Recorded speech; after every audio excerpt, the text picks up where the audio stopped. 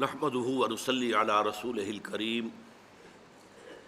اما بعد فاعوذ بالله من الشيطان الرجيم بسم الله الرحمن الرحيم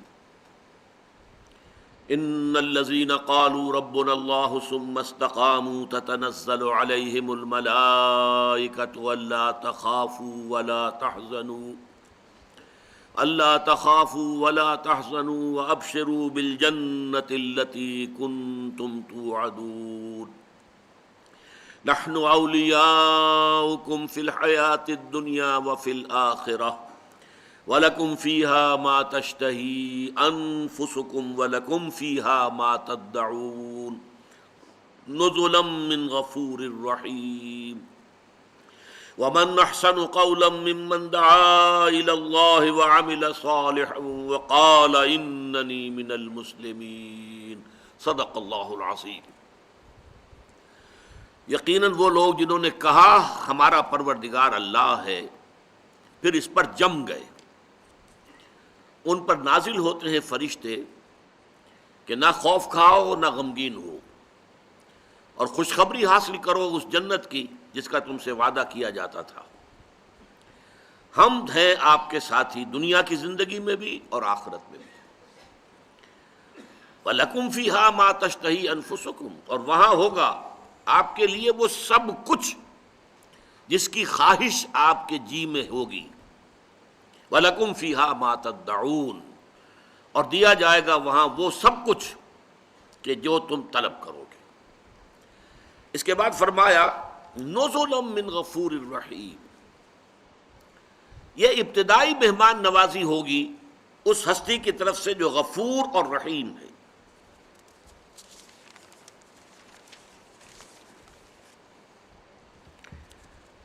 نزول کہتے ہیں عربی زبان میں کسی مہمان کی آمد پر فوری طور پر جو چیز پیش کی جائے۔ دو الفاظ علیحدہ علیحدہ ہیں، نزیل، مہمان کو نزیل بھی کہتے ہیں اور ضیف بھی کہتے ہیں۔ ضیف کی جمع ضیوف، مہمان۔ نزیل وہ اس وقت ہے جبکہ وہ ابھی آپ کے دروازے پر آ کر اترا ہے، یا اونٹ پر آیا ہے سوار ہو کر، اونٹ بٹھا کر اترا تو وہ نازل ہوا ہے، ابھی نازل ہوا ہے اونٹ پر سے۔ گھوڑے پر تھا، گھوڑے سے اترا ہے، کار پر تھا، کار پر سے اترا ہے، تو یہ نزیل ہے۔ فوری طور پر اس کی حیثیت نزیل کی ہے۔ جب وہ آپ کے ہاں آ کر جم گیا، آپ نے اس کے لیے کوئی کمرہ جو ہے ٹھیک کر دیا، یہاں آپ کو بیٹھنا ہے، یہاں رہنا ہے، یہ جگہ ہے، اب وہ آپ کا ضیف ہے۔ ضیف جو ہے وہ مہمان کو کہتے ہیں۔ اور یہ آپ دیکھتے ہیں آج بھی دنیا کے اندر رواج ہے، جیسے ہی کوئی آتا ہے پہلے آپ اسے موسم کی مناسبت سے ٹھنڈا یا گرم پیش کرتے ہیں، کوئی چائے یا کوئی ٹھنڈا شربت، پھر تیاری ہوتی ہے، پھر اہتمام ہوتا ہے، اور اس کے لیے ضیافت، پھر وہ ضیافت کہلاتی ہے۔ ابتدا میں جو چیز آپ دیں گے وہ نزل کہلائے گا۔ نزیل کے لیے اسی لفظ کی مناسبت سے نزل، ابتدائی مہمان نوازی، اور ضیف کی مناسبت سے ضیافت۔ اب ضیافت جو ہے اس میں ظاہر بات ہے کہ اہتمام ہوتا ہے، طرح طرح کے کھانے جو ہے اس میں شامل کیے جاتے ہیں، اس کے لیے پوری طریقے سے تردد کر کے اہتمام ہوتا ہے۔ یہ ساری نعمتیں جو گنوائی گئی ہیں، اب نوٹ کیجئے، یہ نزل ہے۔ اس کا کیا مطلب ہے کہ ضیافت کا جو تصور ہے اللہ کی طرف سے جو ضیافت ہوگی، وہ تو ہمارے خیال سے، گمان سے، تخیل سے، تصور سے ماورا ہے۔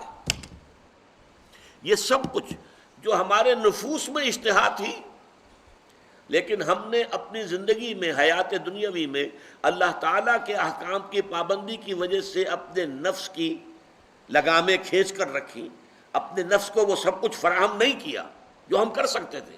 حرام راستے سے کرتے تو نفس کو وہ سارے اس کے تقاضے پورے کر دیتے تھے، ہم نے نہیں کیے۔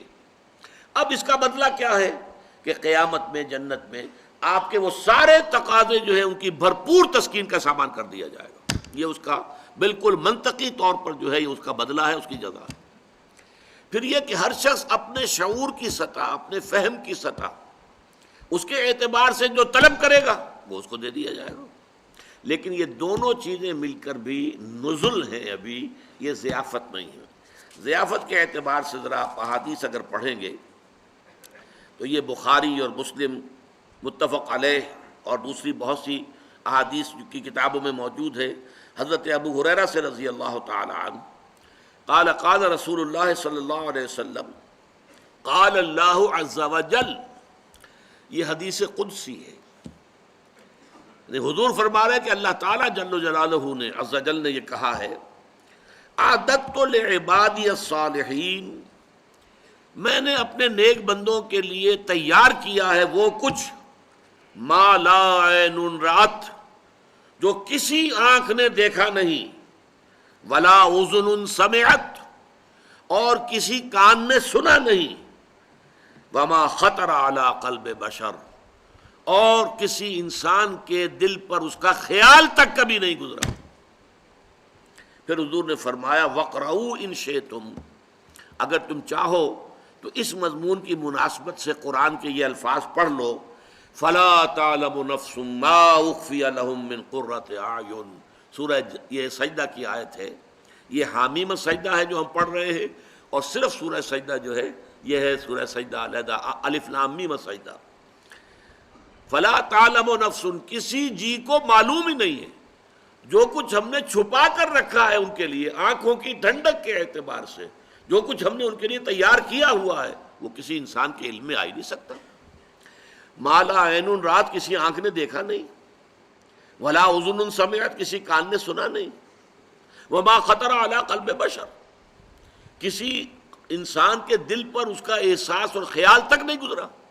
وہ نعمتیں ہیں جنت کی اصل ضیافت والی نعمتیں، یہ جو نعمتیں گنوائی گئی ہیں، لکم فیہا ما تشتہی انفسکم، تمہارے نفوس کے اندر جو تقاضے ہیں، جو خواہشیں ہیں، جو ودیت کی تھی اللہ تعالیٰ نے، تم نے ان کی لگاموں کو کھینچ کر رکھا اپنی حیات دنیاوی میں، اللہ تعالیٰ کے حلال پر اکتفا کی، حرام میں منہ نہیں مارا، اس کی جزا یہی ہوگی کہ تمہاری تمام جتنی بھی تمہاری نفسانی طلبیں ہیں ان سب کی بھرپور جو ہے تسکین کا سامان ہوگا۔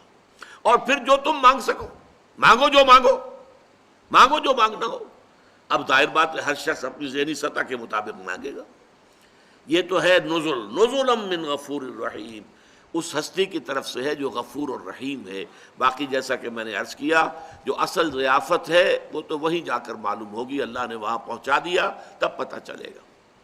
باقی ساری یہ جنت کی جو نعمتیں بیان ہوتی ہیں، سورہ رحمان میں ہوں، سورہ دہر میں ہوں، سورہ واقعہ میں ہوں، یہ ساری نعمتیں در حقیقت ان دو کیٹیگریز کے اندر ہیں، ما تشتہی انفسکم ولکم فیہا ما تدعون۔ وہ جو اصل ضیافت ہے اللہ تعالیٰ کی، عادت تو میں نے تیار کیا ہے لعبادی الصالحین، اپنے نیک بندوں کے لیے، ما لا عین رات، وہ چیزیں جو نہ کسی آنکھ نے دیکھی، ولا اذن سمعت، نہ کسی کان کے نے سنی، ولا خطر علی قلب بشر، کسی انسان کے دل پہ ان کا خیال تک نہیں آیا، وہ چیزیں ہیں جو وہاں فراہم کی گئی ہیں۔ اچھا، اس کے بعد فرمایا نزلا من غفور الرحیم، یہ غفور اور رحیم ہستی کی طرف سے ہے۔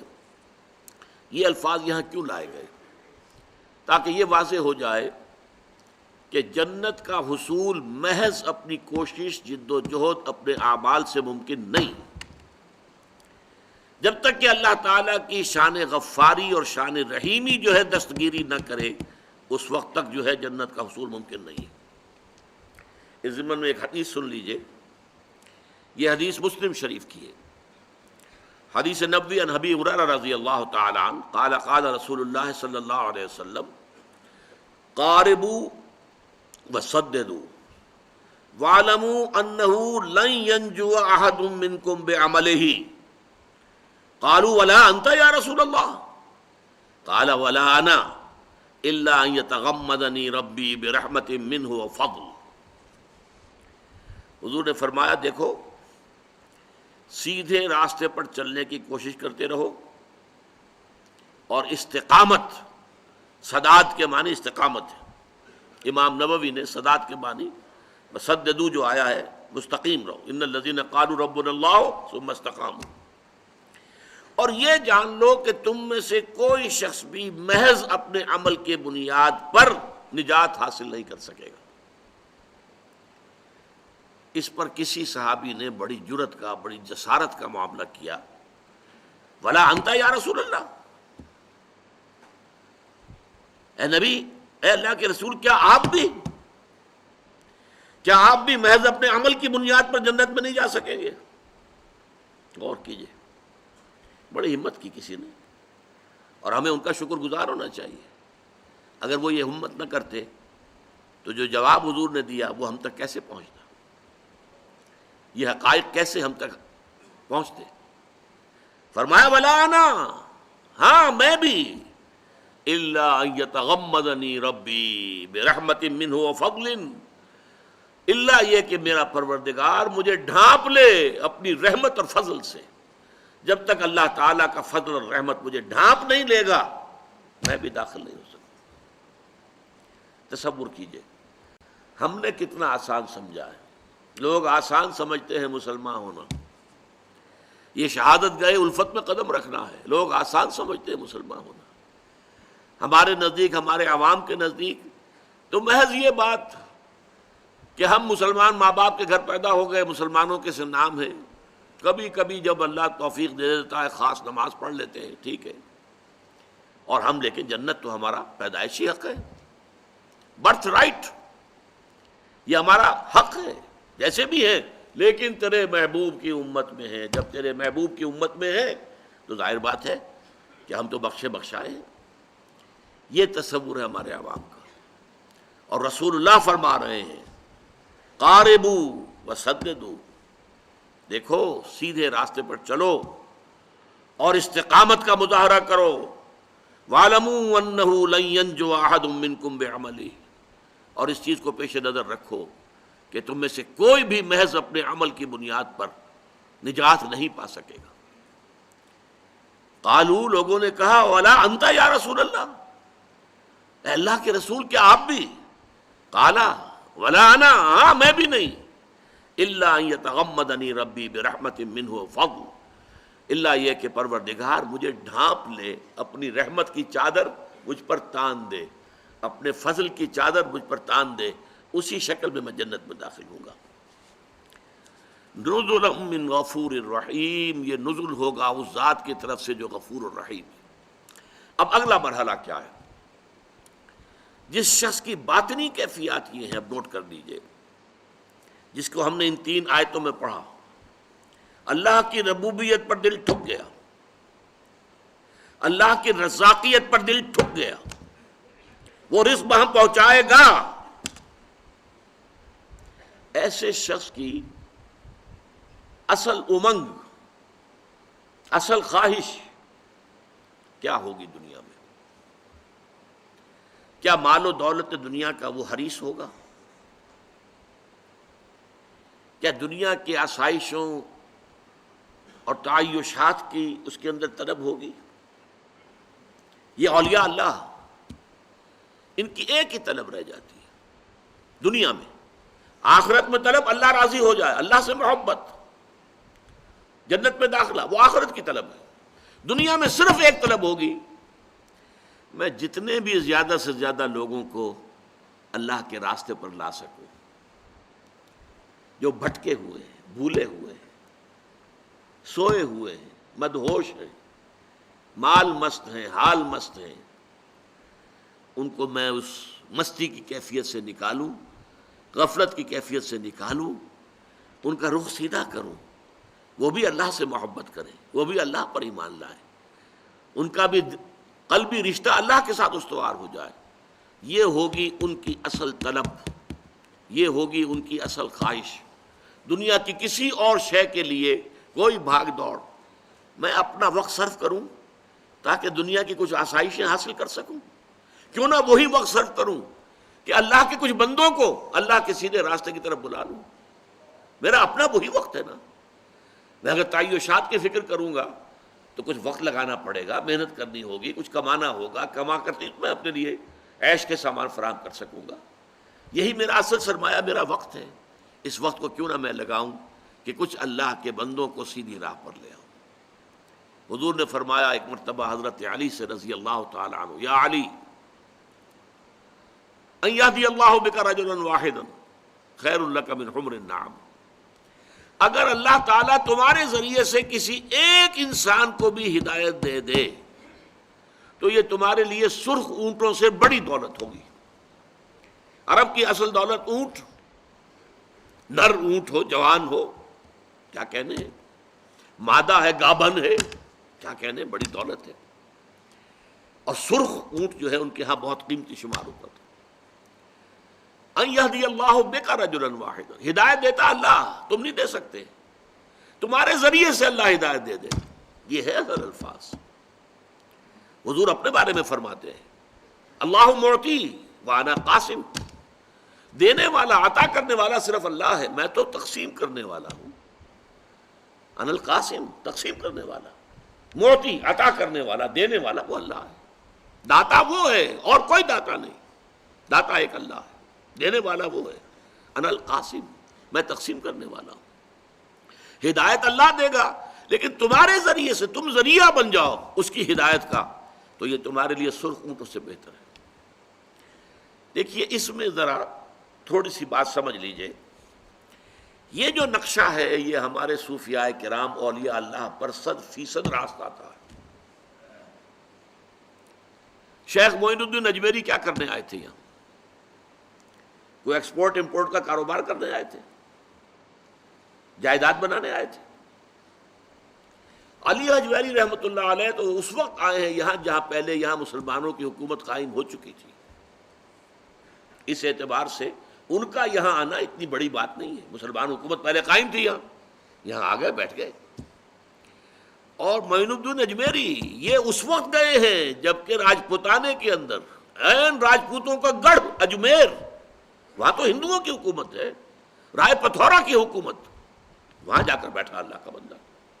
کوئی خوف تھا اسے کہ ہندو مجھے ختم کر دیں گے؟ کوئی خوف تھا کہ یہ رائے پتھورا میرا کیا کرے گا؟ اور ان کی زندگی کا مقصد کیا تھا؟ صرف لوگوں کو اللہ کی طرف دعوت دینا، شرک کی گندگیوں سے نکالنا، توحید کے آب حیات سے روشناس کرانا. یہی مقصد تھا. روکھی سوکھی کھا رہے ہیں. یہ بابا فرید رحمۃ اللہ علیہ، ان کا معاملہ بھی یہ ہے. یہاں بھی اسلامی حکومت قائم ہو چکی تھی، لیکن اس علاقے کے سارے جو قبیلے راجپوت ہیں، وٹو اور سیال، جو اس علاقے کے سب سے زیادہ طاقتور قبیلے، دونوں کے دونوں جو ہیں انہی کے ہاتھ پر ایمان لائے. ان کا حال کیا تھا؟ پانی میں نمک ڈال کر اس سے روٹی کھا رہے ہیں، کچھ نہیں ہے اور. پانی میں نمک ڈال کر تاکہ روٹی ذرا حلق سے نیچے اتر سکے. لیکن کام کیا تھا؟ اللہ کے بندوں کو اللہ کی طرف بلانا. تو یہ نقشہ تو ہمارے سامنے آ جاتا ہے اس لیے کہ یہ ہمارے لیے بڑا معروف ہے. صحابہ کرام کے نقشے کو ہم نہیں سمجھتے. صحابہ کرام ایک اس سے بلند تر لیول پر کام کر رہے تھے. نظام باطل کو ختم کرنا. ایک ہے افراد کو دعوت دینا، ایک ایک فرد، افراد ٹھیک ہو جائیں، ان کے عقائد ٹھیک ہو جائیں. ایک ہے غلط نظام جو سر کے اوپر مسلط ہے، باطل کا نظام جو غالب ہے، قائم ہے، نافذ ہے. شہنشاہیت، قیصر روم کی شہنشاہیت، کسریٰ ایران کی شہنشاہیت، اس کا خاتمہ کرنا. جس کے لیے کہ ایک صحابی کا قول آتا ہے، جب ایرانی سپہ سالار نے پوچھا کہ تم کیوں ہم پر حملہ آور ہو گئے ہو؟ ہمارا تو تمہارے ساتھ کوئی جھگڑا نہیں ہے، کوئی بارڈر ڈسپیوٹ نہیں ہے، اور پہلے بھی تم لوگ آتے تھے، تم جنگلی قبائل تھے، تمہارے آتے تھے، لوٹ مار کر کے واپس چلے جاتے تھے، اب تم ہمارا پیچھا نہیں چھوڑ رہے، تو کیا ہوا ہے؟ تمہاری جو کیفیت بدل گئی ہے، ایسنشل چینج تمہارے اندر آ گئی ہے. You have changed all together. How come? کیسے ہوا ہے؟ اس پر جواب دیا گیا، انا قد ارسلنا. دیکھیے پہلے ہم خود آتے تھے، اب ہمیں بھیجا گیا ہے. اللہ نے بھیجا محمد کو صلی اللہ علیہ وسلم، محمد نے بھیجا ہمیں صلی اللہ علیہ وسلم. فداء آباؤنا و امہاتنا. انا قد ارسلنا لنخرج الناس من ظلمات الجہالت الی نور الایمان. تاکہ ہم لوگوں کو نکالیں جہالت اور جاہلیت اور کفر اور شرک اور الحاد کے اندھیروں سے ایمان کی روشنی کی طرف. وَمِن جَوْرِ الْمُلُوكِ إِلَىٰ عَدْلِ الْإِسْلَامِ. بادشاہوں کے ظلم و ستم کے پنجوں سے نجات دلا کر اسلام کے نظام عدل سے روشناس کریں. یہ ہے ہمارا مشن. یہ جو بڑے بڑے محل بنا کر بیٹھے ہوئے ہیں، سامان تعیشات جمع ہے وہاں پر، ان کے نرم نرم گدیلے اور ان کے یہ سارا کچھ، اور وہ انواع و اقسام کے کھانے اور ناو نوش اور رقص و سرود کی محفلیں، یہ کس کی کمائی سے ہیں؟ وہ غریب کاشتکار جو میدان میں کام کر رہا ہے کھیت میں، اس کی کمائی کا حاصل آ کر جاگیردار لے جاتا ہے آدھا، اور اس میں سے وہ کچھ اپنے پاس رکھ کر باقی بادشاہ کو بھیجتا ہے تاکہ اپنے ٹھاٹ جمائے۔ ان کی کمر ٹوٹی جا رہی ہے، ان کے بچوں کے لیے بنیادی ضروریات نہیں ہیں، سال بھر کے دانے بھی نہیں بچتے ان کے پاس، اور ان کا حال یہ جو ظلم ہے، ظالمانہ نظام ہے، اس نظام کو ختم کر کے، اور وہ عادلانہ نظام جس میں عمر فاروق بیٹھے ہوئے نظر آئے کہ چٹائی پر بیٹھے ہوئے، نہ کوئی محل ہے، نہ کوئی گدیلے ہیں، نہ کوئی مور چھل ہے، کچھ نہیں، ایک عام انسان کی سطح پر۔ یہ مشن تھا صحابہ کرام کا، اور یہ بہت اونچا مشن تھا، بہت اونچا مشن تھا۔ یہ صوفیاء کرام کا مشن اس لیول پر تھا کہ افراد کو بدلنا ہے، نظام کو چیلنج انہوں نے نہیں کیا، جبکہ اصل میں صحابہ کرام نے اصل ٹکر نظام سے مول لی۔ نظام جب ختم ہو جائے گا غلط تو ظاہر بات ہے کہ اب عام لوگوں کے لیے ان کے ذہن بھی کھل جائیں گے، بات کو سمجھنے کے لیے تیار ہو جائیں گے، ان کے دل جو ہے وہ آمادہ ہوں گے کہ اب وہ بات کو سمجھیں۔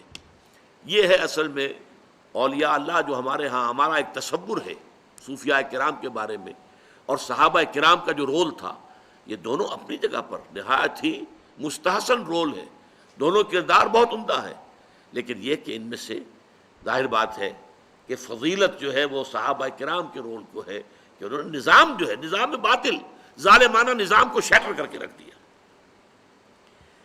وَمَنْ أَحْسَنُ قَوْلًا مِّمَّنْ دَعَا إِلَى اللَّهِ وَعَمِلَ صَالِحًا وَقَالَ إِنَّنِي مِنَ الْمُسْلِمِينَ۔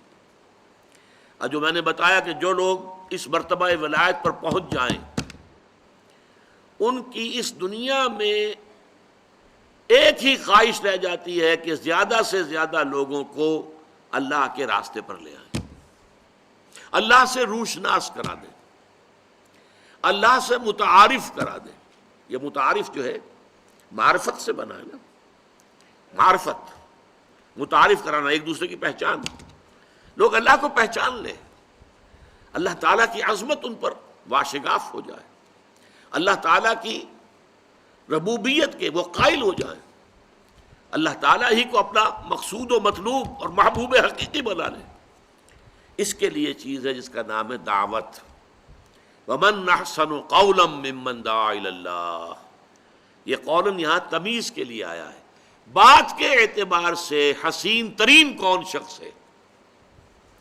شکل و صورت کے اعتبار سے حسین ترین کوئی اور ہو سکتا ہے، رنگ و روپ کے اعتبار سے حسین ترین کوئی اور ہو سکتا ہے، لیکن یہ جان لیجئے انسان کا سب سے اونچا وصف جو اس کو حیوان سے متمیز کرتا ہے وہ اس کا نطق ہے، گویائی، کلام۔ اسی لیے انسان کو کہتے ہیں حیوان ناطق، حیوان ہے باقی ان کے پاس نطق نہیں ہے، گویائی نہیں ہے، کلام نہیں ہے، ہمارے پاس کلام ہے، اور اس کو اللہ تعالیٰ نے سب سے بڑی شے قرار دیا ہے انسانیت کے اوصاف میں سے۔ الرحمن علم القرآن خلق الانسان علمہ البیان، یہ بیان جو ہے یہ گویا کہ انسان کی سب سے بڑی صلاحیت ہے، ورنہ دیکھنا ہم دیکھتے ہیں، حیوانات ہم سے زیادہ دیکھتے ہیں۔ شکاری پرندہ جو ہوتا ہے عقاب، وہ بڑی بلندی سے زمین پر پڑی ہوئی سوئی کو دیکھتا ہے۔ ایسے حیوانات اور پرندے موجود ہیں جو اندھیرے میں دیکھتے ہیں، ہماری بینائی تو ختم ہو گئی، روشنی ختم ہو جائے ہماری بینائی بھی خلاص، دیکھ ہی نہیں سکتے۔ حیوانات میں وہ بینائی بھی ہے کہ بغیر روشنی کے دیکھتے ہیں۔ یہ ساری صلاحیتیں ہماری جو حیوانات کے اندر موجود ہیں، بلکہ ہم سے بہتر موجود ہیں۔ جسمانی طاقت شیر میں، ہاتھی میں جتنی ہے، ہم کیا شے ہیں ان کے مقابلے میں؟ ہاتھی کا ایک پاؤں بھی ہمارے اوپر رکھ دیا جائے تو ہمارا کچوبر نکل جائے۔ لیکن ایک شے جو اللہ نے ہمیں دی ہے عقل، اور ایک اسی لیے انسان کو حیوان عاقل بھی کہتے ہیں، اور دوسری شے جو دی ہے وہ نطق، گویائی، علمہ البیان، اللہ نے بیان سکھایا۔ اچھا، اب اس بیان کا مصرف کیا ہے؟ دیکھیے، ایک تو ہے آپس میں ہم کمیونیکیٹ کرتے ہیں، گفتگو کرتے ہیں، مجھے پانی لا دو، کھانا دے دو، یہ کر لو، وہ کر لو، اس کو چھوڑیے، یہ اصل مصرف نہیں ہے۔ بڑے مصارف کیا ہیں؟ آپ کو معلوم ہے دنیا کی تاریخ میں بڑے بڑے ڈکٹیٹر محض ڈیمیگوگ ہونے کی وجہ سے، بہت بڑے مقرر ہونے کی وجہ سے ڈکٹیٹر بن گئے۔ ہٹلر ڈیمیگوگ، بہت بڑا مقرر تھا، اوریٹر۔ ہمارے ہاں یہی معاملہ بھٹو صاحب نے کر کے دکھایا تھا، عوام کو کھینچ کے لے گیا اپنے ساتھ۔ یہ کیا ہے؟ یہ زبان کا کرشمہ تھا اس کا۔ اسی طریقے سے ایک وکیل بیچارہ جو ہے وہ کورٹس کے اندر دھکے کھاتا پھرتا ہے، وہ زیادہ زیادہ یہ کوئی سرٹیفائی کر دے، 5 روپے لے لے، 10 روپے لے لے، اور اسے کوئی وکیل نہیں بناتا اپنا۔ ایک وکیل وہ ہے جو ایک پیشی کے 5 لاکھ لیتا ہے کہ نہیں ایسے وکیل؟ وہ کیوں لیتا ہے؟ قوت بیان کی بنیاد پر۔ قانون اس نے بھی وہی پڑھا ہے، اس نے بھی وہی پڑھا ہے، قانون کی کتاب اس کے پاس بھی وہی ہے، اس کے پاس بھی وہی ہے، لیکن کسی مقدمے کو پیش کر سکنا اپنے قوت بیان کے ذریعے سے، یہ ہے کہ جس کے ذریعے سے در حقیقت اس کی ایک پیشی کی 5 لاکھ۔ لیکن اب ایک ہے انسان اپنی اس قوت بیان کو استعمال کر رہا ہے صرف اس کام کے لیے کہ اللہ کے بندوں کو اللہ کی طرف لے آئے۔ جیسے اقبال نے کہا، نغمہ کو جاؤ من کو جا، ساز سخن بہانہ ایست، سوئے قطار می کشم ناقہ بے زمام را۔ میں کہاں اور نغمہ کہاں، میں شاعر نہیں ہوں، مجھے غزل سرا سمجھ لیا گیا ہے، میں نے تو اس کو ایک میڈیم کے طور پر استعمال کیا ہے۔ اصل میں تو ناقہ بے زمام، یہ اونٹنی جو اپنی رسی توڑا بیٹھی ہے، اس کی نکیل نہیں ہے، اس وقت بے زمام ہو گئی ہے، بے قابو ہو گئی ہے، کسی حساب کتاب میں آنے کو تیار نہیں، اسے سوئے قطار لا رہا ہوں تاکہ پھر قافلے میں شامل ہو جائے۔ اللہ کے بندوں کو جو بھٹکے ہوئے ہیں، بھولے ہوئے ہیں، ادھر یا ادھر بھٹک کر رہ گئے، ان کو اللہ کی طرف بلانا، یہ ہے مصرف اس قوت بیان کا۔ اور یہی سورہ رحمان کے ان 4 آیتوں کے درس میں میں کہا کرتا ہوں کہ وہ 4 چیزیں چوٹی کی ہیں۔ الرحمن، اللہ کے ناموں میں چوٹی کا، اس لیے کہ آج بھی جیسا کہ آیا درس میں، محض ہم اپنے عمل سے جنت میں نہیں جا سکیں گے جب تک کہ رحمت خداوندی ہماری سازگاری نہ فرمائے۔ الرحمن علم القرآن، سارے علوم اللہ نے سکھائے انسان کو، مگر چوٹی کا علم قرآن کا علم ہے۔ خلق الانسان، فرشتوں کو اس نے بنایا، جنوں کو بنایا، انسانوں کو بنایا، حیوانوں کو بنایا، آسمان بنائے، زمین بنائی، سورج بنایا، چاند بنایا، لیکن سب سے چوٹی کی تخلیق انسان، مسجود ملائک۔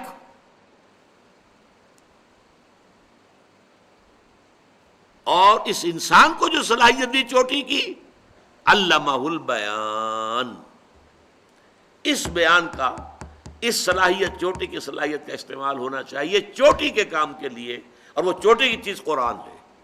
اسی لیے حضور نے فرمایا، دیکھیے اسی ردیف قافیے میں بات آ رہی ہے، خیرکم من تعلم القرآن وعلمہ، اور یہ کس سے ہے؟ عن عثمان ابن عفان، حضرت عثمان ابن عفان رضی اللہ تعالیٰ عنہ سے روایت۔ اور وہ کیا ہے؟ حضور نے فرمایا، تم میں سے بہترین لوگ وہ ہیں جو قرآن سیکھے اور سکھائیں، پڑھے اور پڑھائیں۔ یہ ہے نطق انسانی کا بہترین مصرف۔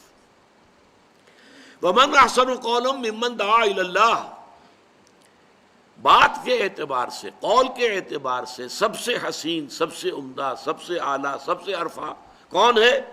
جو اللہ کی طرف لوگوں کو بلائے۔ یہاں بھی ذرا نوٹ کر لیجئے، ایک ہے اللہ کے راستے کی طرف بلانا۔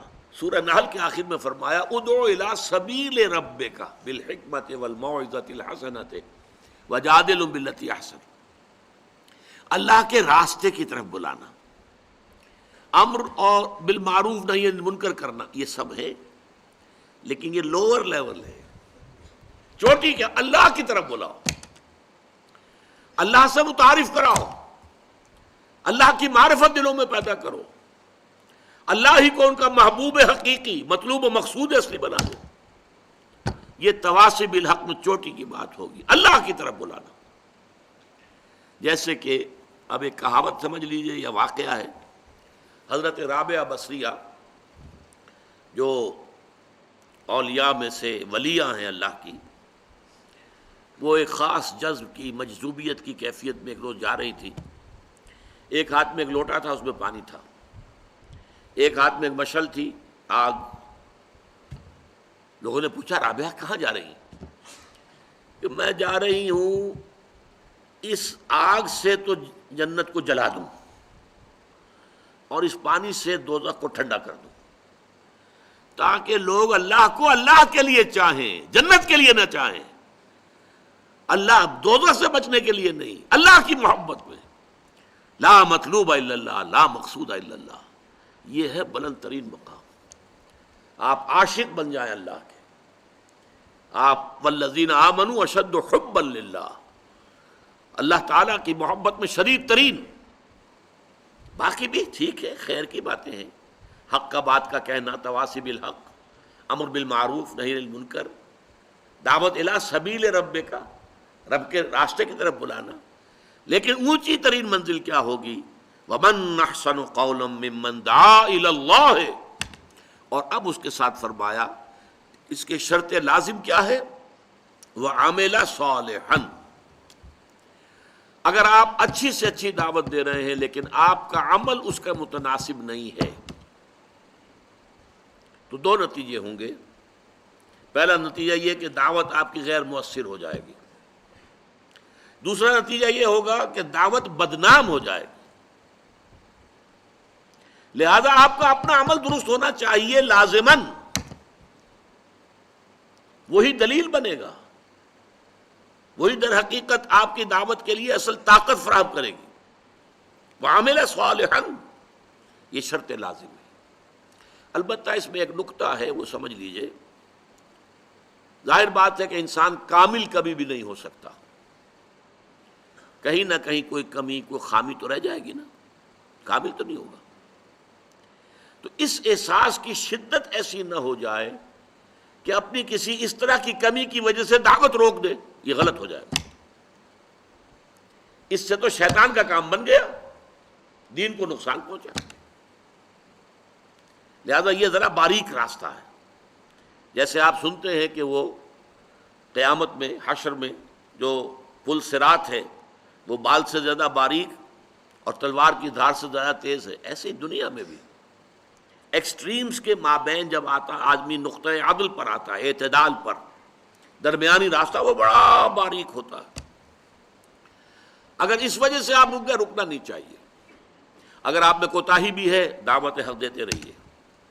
کچھ لوگ ایسے بھی ہوتے ہیں، تھوڑے ہوتے ہیں لیکن ہوتے ہیں، جو عمل کر سکتے ہیں اس بات پر کہ انظروا الی ما قال ولا تنظروا الی من قال. دیکھو، تم دیکھا کرو کہ کیا کہا گیا ہے، اس پر غور کرو، یہ نہ دیکھو کس نے کہا ہے.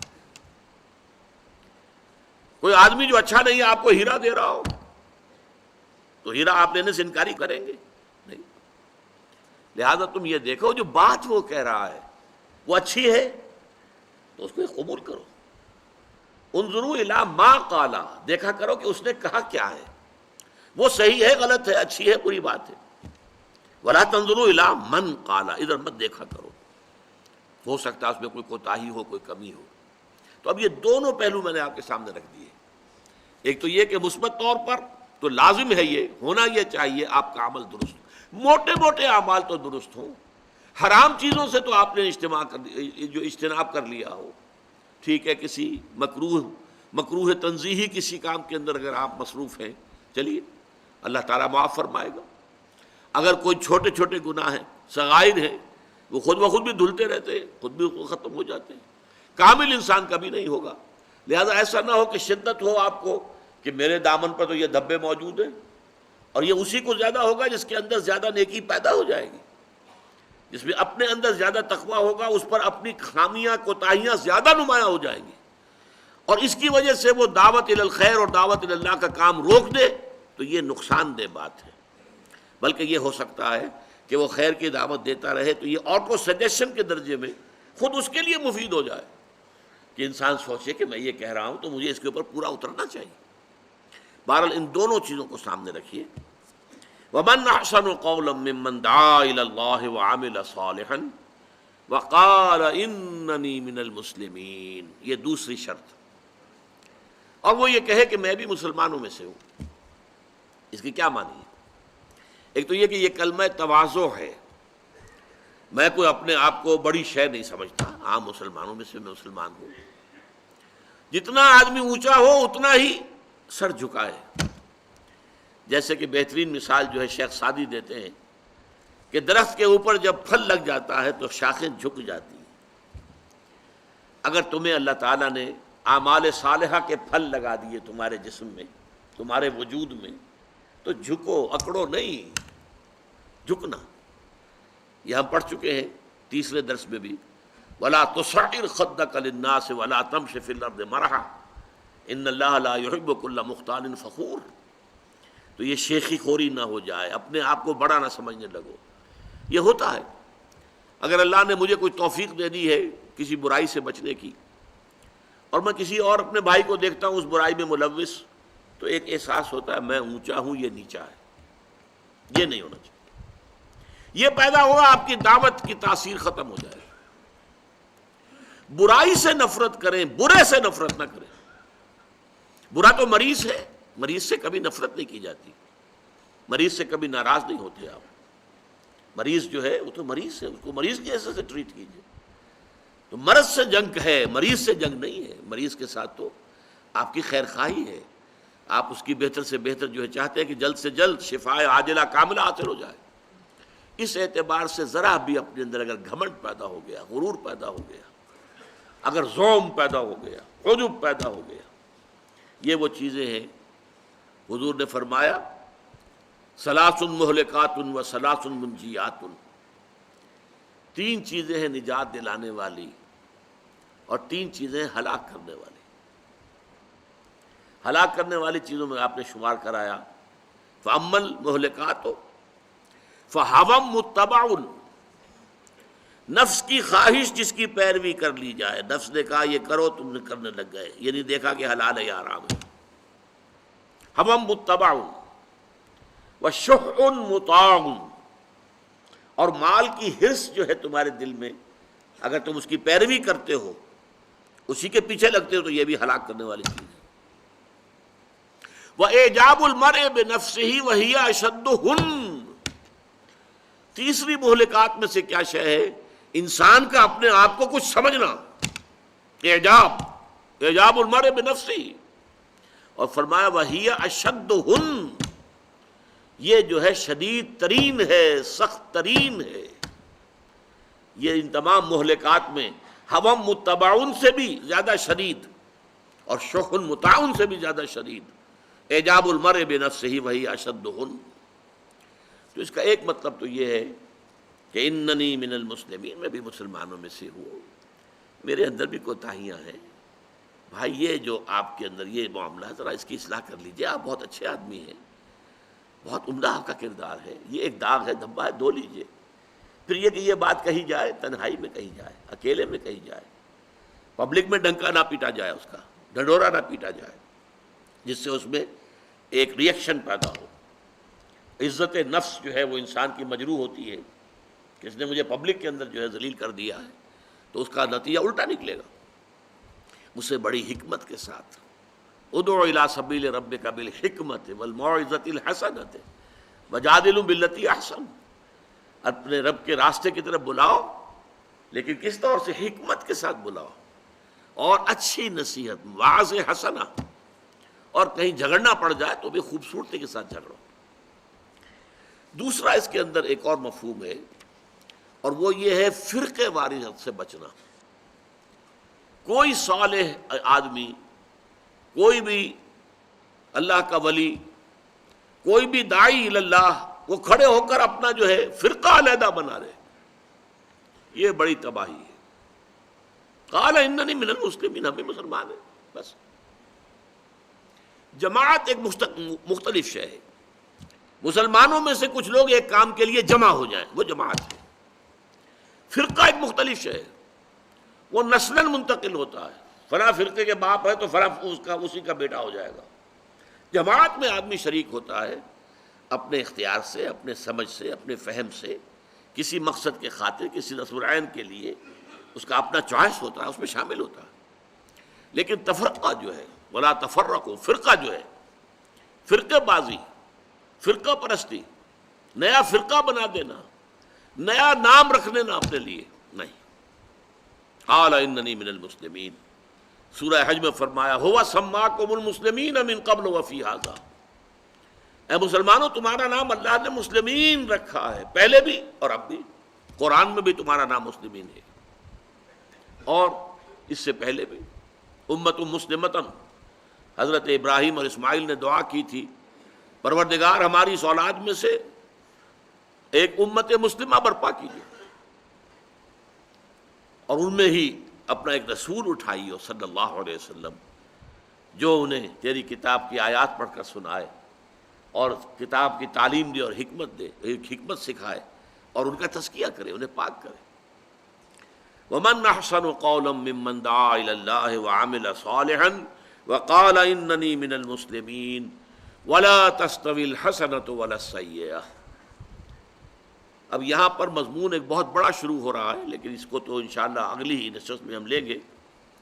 لیکن اس کا پہلا ٹکڑا جو ہے اس کو اس اعتبار سے اپریشیٹ کرنا کہ قرآن مجید کا انداز کلام کیا ہے. پہلے ایک ایسی بات کہو جس سے کوئی اختلاف کر ہی نہ سکے، یونیورسل ٹروتھ. ولا تستوی الحسنۃ ولا السیئۃ، دیکھو بھلائی اور برائی برابر تو نہیں ہوتے نا. کوئی سے انکار کرے گا، اختلاف کرے گا؟ بھلائی بھلائی ہے، برائی برائی ہے. لہذا ان دونوں میں تساوی کی نسبت نہیں ہو سکتی، یہ برابر نہیں ہو سکتے.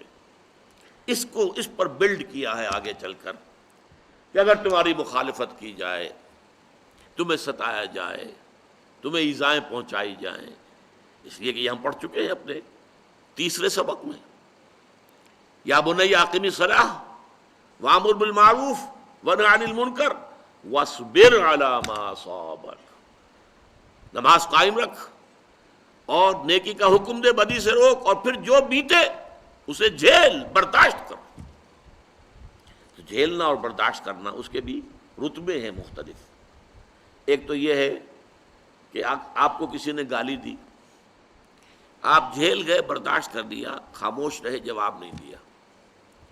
اور ایک یہ کہ بھائی اللہ آپ کا بھلا کرے، اللہ تعالیٰ آپ کو ہدایت دے، آپ نے جواباً دعا دی، یہ بلند تر مرتبہ ہو جائے.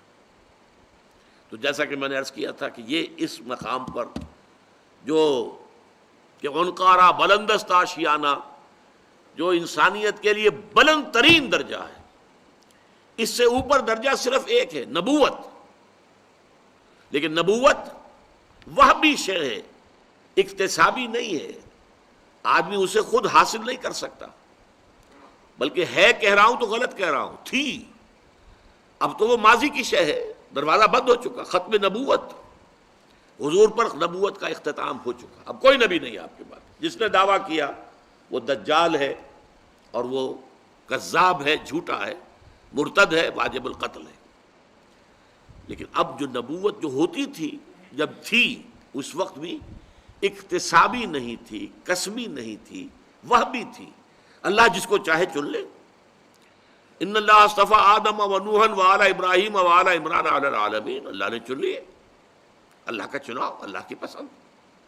محمد مصطفیٰ، احمد مجتبیٰ، اللہ کے چنے ہوئے محمد، اللہ کے پسند کیے ہوئے محمد، اللہ نے چن لیے. تو میں عرض کر رہا تھا کہ انسان اپنی کوشش سے جو بلند ترین مقام جو حاصل کر سکتا ہے وہ درجہ ولایت ہے. الا ان اولیاء اللہ لا خوف علیہم ولا هم یحزنون الذین آمنوا وکانوا یتقون لهم البشریٰ فی الحیاۃ الدنیا والآخرہ لا تبدیل لکلمات اللہ ذالک هو الفوز العظیم. اللہ تعالی ہمارے دل میں امنگ پیدا کر دے کہ ہم اس بلند ترین مقام کو حاصل کریں. یہ انسانوں کے لیے ہے یہ مقام، یہ مقامات ممنوع نہیں ہے، پروہیبٹڈ ایریا نہیں ہے. کوشش کرو، محنت کرو، اس درجے اور اس مرتبے کو حاصل کرو. بارک اللہ لی ولکم فی القرآن العظیم ونفعنی وإیاکم بالآیات والذکر الحکیم.